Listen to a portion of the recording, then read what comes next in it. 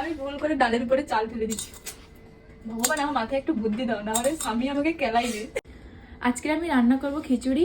আর আজকে মঙ্গলবার, আমি মঙ্গলবার নিরামিষ পালন করি, তার জন্য ভাবছি আজকে খিচুড়ি করবো। আর খিচুড়ি করার জন্য এখানে আমি আলু, গাজর, বিনস সব কিছু কেটে নিয়েছি, টমেটো কেটে নিয়েছি, লঙ্কা কেটে নিয়েছি। আর ভাবছি যে আজকে খিচুড়িতে পনির দেবো, তাই পনিরও কিছু কিউব করে নিয়েছি। আর এই যে ধনেপাতা কুচি আছে, আর ডাল আর চালটা ধুয়ে এবারে রেডি করছি সব।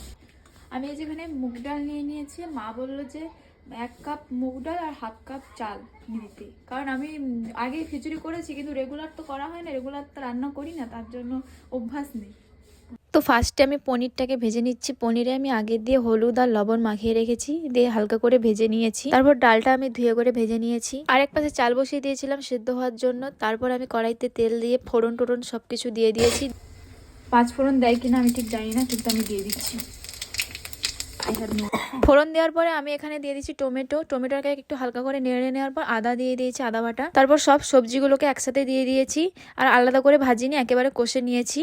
তারপর মশলাগুলো দিয়ে দিচ্ছি। আর ফার্স্টে আমি কাঁচা লঙ্কা কেটেছিলাম, কিন্তু কাঁচা লঙ্কা আমি দিইনি, কারণ শুকনো লঙ্কা আর গুঁড়ো লঙ্কা দুটোই অ্যাড করেছি, তার জন্য আর কাঁচা লঙ্কাটা দিই। অনেকটা কষার পরে তারপরে আমি এখানে চালটা দিয়ে দিলাম, আর এই যে ভেজে রাখা ডালটাও দিয়ে দিয়েছি। লাস্টের দিকে আমি খিচুড়িতে পনির অ্যাড করেছিলাম, তারপর ধনেপাতা আর নামিয়ে নেওয়ার পর জিরে গুঁড়ো ছড়িয়ে দিয়েছি। তবে এই কাজটা আমি করিনি, এটা আমার দিদি করেছে। আর আমি চলে গেছিলাম ঠাকুর ঘরে, যেহেতু আমাকে পুজো দিতে হবে। তো দেখো সবাই, আমার খিচুড়ি রেডি। আর কেমন হয়েছে তোমরা কমেন্টসে জানিও, যদি কিছু ভুল হয় সেটাও বলবে। তবে এটা আমি নিজে আইডিয়া করে বানিয়েছি। তো আজকে ভিডিওটা কেমন লাগলো জানিও কমেন্টসে। ভালো লাগলে লাইক, কমেন্ট, শেয়ার করে পাশে থেকো। টাটা, দেখা হচ্ছে নেক্সট কোনো ভিডিওতে।